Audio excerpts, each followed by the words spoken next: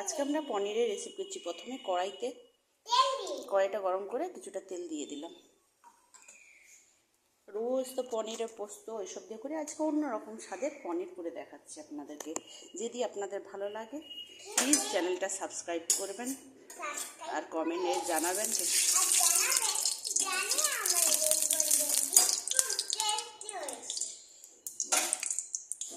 পনিরটা ভেজে নেব।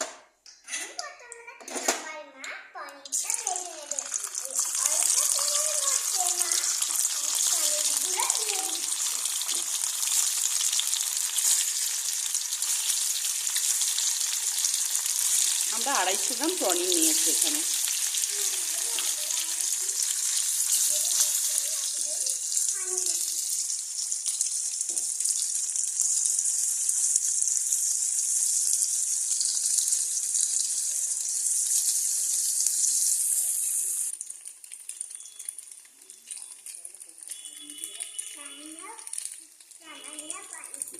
লাল লাল হয়ে গেলে পনিরটা এবার তুলে নেব আমরা।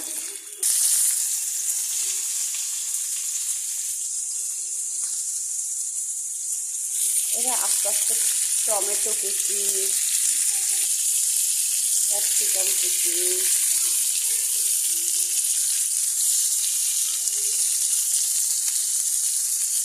আদা গ্রেট করে রেখেছি সামান্য পরিমাণ, রসুন গ্রেট করে রেখেছি সামান্য পরিমাণ।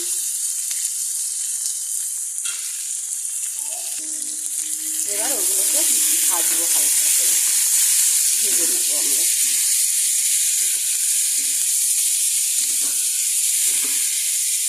এবার এতে পরিমাণ মতো নুন দেব, মানে লবণ, সামান্য লবণ অ্যাড করব।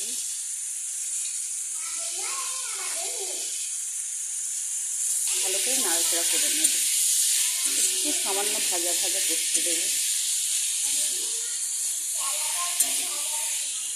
চিলি সস দেব,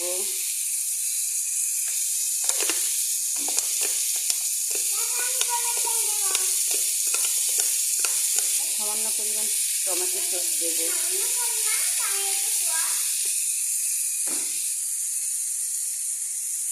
একটু গোলাপ জল,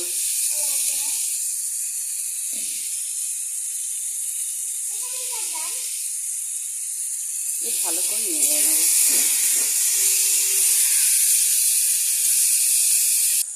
মশলাটা যাতে না পুড়ে যায় তার জন্য একটু জল দিয়ে দিলাম। যেহেতু আমি তেলটা কম দিয়েছিলাম তো, তাই মশলা ধরে যাওয়ার চার্জটা বেশি থাকে, তাই জল দিয়ে দিলাম। আপনার চাইলে বেশি তেল দিয়েও ভাজতে পারেন, তবে আমার বাড়িতে তো এতে আপনারা আলু অ্যাড করতে পারেন। আমার বাড়িতে সুগার পেশেন্ট আছে, তাই আমি এসব কিছু দিচ্ছি না, প্লেন পনির দিয়ে করছি। আজকে নতুন করে ট্রাই করে দেখলাম, আপনারাও করে দেখবেন, ভালো লাগে কিনা জানাবেন। সয়া সস অ্যাড করলাম।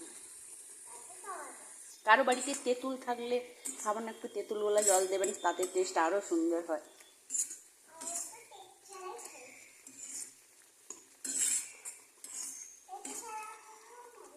এবার হয়ে গেছে, এর মধ্যে পনিরগুলো অ্যাড করে দেব।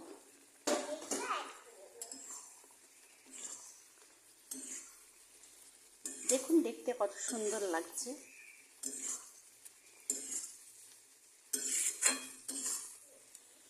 এবার আমি একটু অ্যারারুট গুলছি, 1 চামচ অ্যারারুট, বেশি দেবেন না।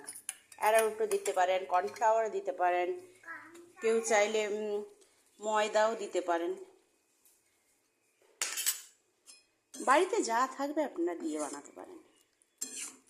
একটু ফুটিয়ে নেব, যেহেতু এটা আমি রুটির সাথে খাবো তাই বেশি গ্রেভি না, হালকা হালকা গ্রেভি। এটা রুটি, পরোটা এইসবের সাথে খেতে ভালো লাগে, বা কেউ রাইস খাবেন, রাইসের সাথে মানাবে। একবার করে দেখবেন। অলমোস্ট আমার রান্না কমপ্লিট। বা যদি ভালো লাগে আমার রান্নাটা, আপনারা লাইক শেয়ার করবেন আর বাড়িতে একবার ট্রাই করে দেখবেন।